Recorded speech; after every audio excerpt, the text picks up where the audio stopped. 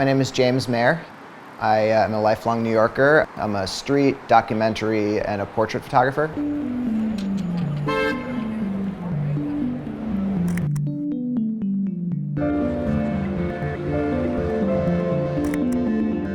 my work, I try to kind of tell stories around the city, capturing kind of the history, the current events, just what this place means to me.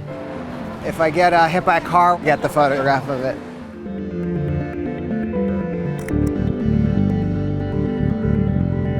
I love the downtown areas. I love to go through Soho. Soho is just this spectacular area to photograph. It's got a little bit of everything that you could possibly want as a photographer.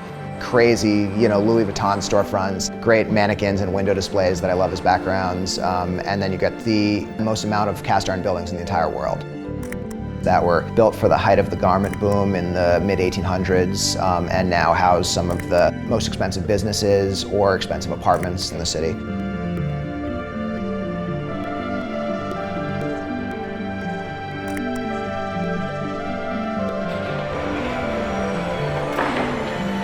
I do long-term projects. My current project that I'm working on is called Lux City, and it's trying to tell the story of the changing New York.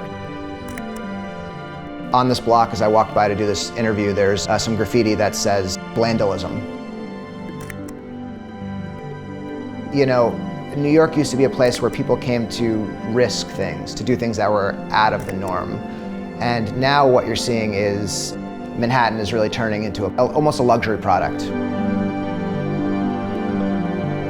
I think this is a Penny Arcade quote, but I'm not 100% sure. It's now the place where the 10 most popular kids from every high school around America move to.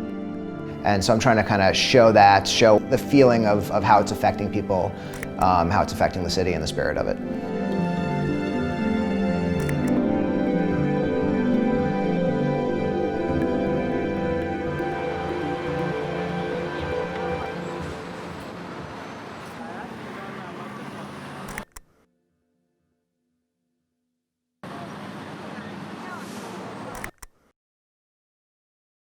So when I photograph people, I really try to make it look like I'm not looking at them.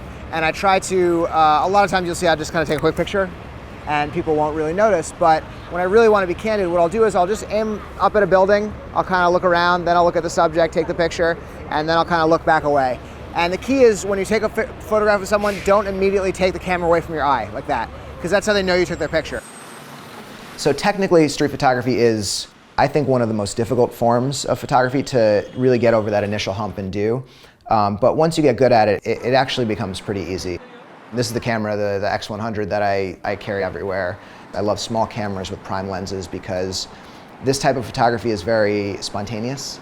So if you have a zoom lens and you're really trying to do all that at the same time, you're going to miss a lot of moments. With a prime lens that you're used to, I love 35 or 50 millimeters the most, you just already know the scene you're going to get.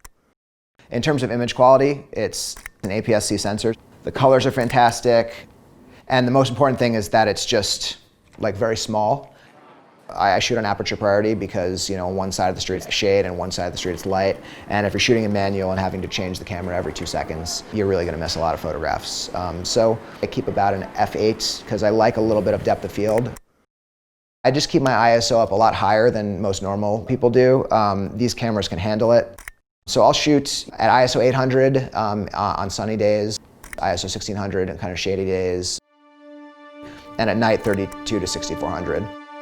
When I'm set up like that, it's literally I walk around, I keep the camera like this, and something happens and I can really shoot it simply.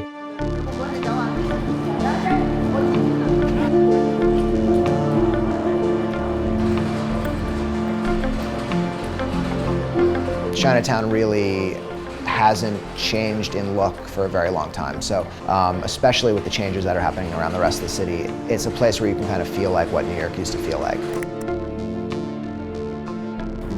So this is Columbus Park in Chinatown. It's one of the most special places in New York. This is where a lot of the Chinese community comes to hang out and play games, particularly Chinese poker, Chinese chess. So it's totally fine to politely kind of walk around and just take a couple pictures, just not too aggressively, just to be respectful of the people here.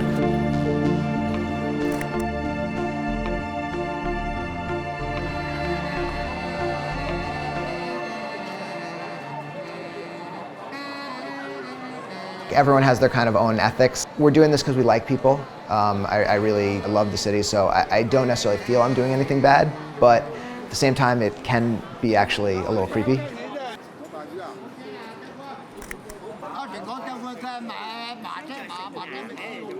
It's legal.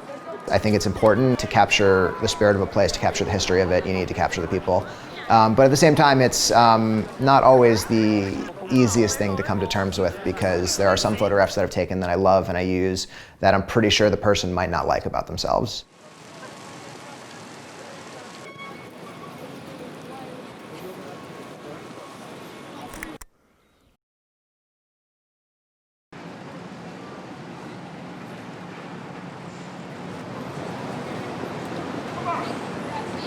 So I got into photography in college. The way I first got into it was I had downloaded a bootleg copy of Photoshop to make fake IDs for all my friends.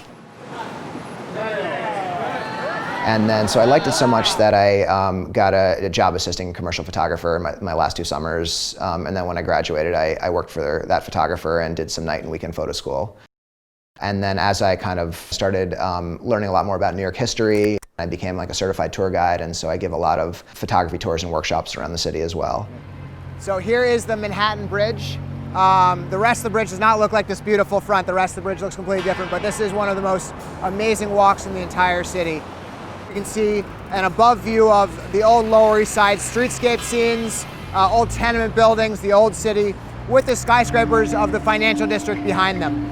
So you get very complex views. You can make large prints where you can see all the little details of different things. You get great graffiti.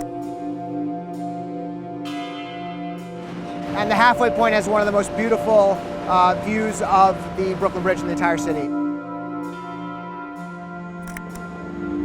And you can walk all the way over to Dumbo if you want as well.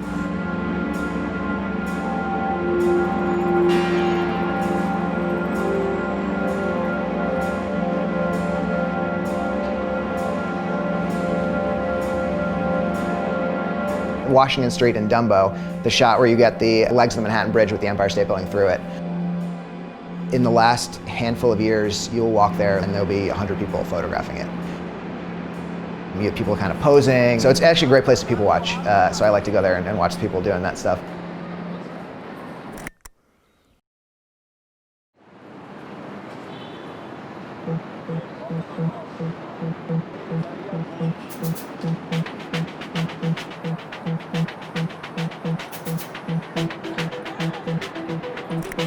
I have a love-hate relationship with Instagram. I enjoy Instagram. I use it often. I post on Instagram. But I do think it has a samification of photography. People are now flocking to places they see on Instagram, and they come to New York and they have their set locations where they're trying to go to and hit and to get all those photographs.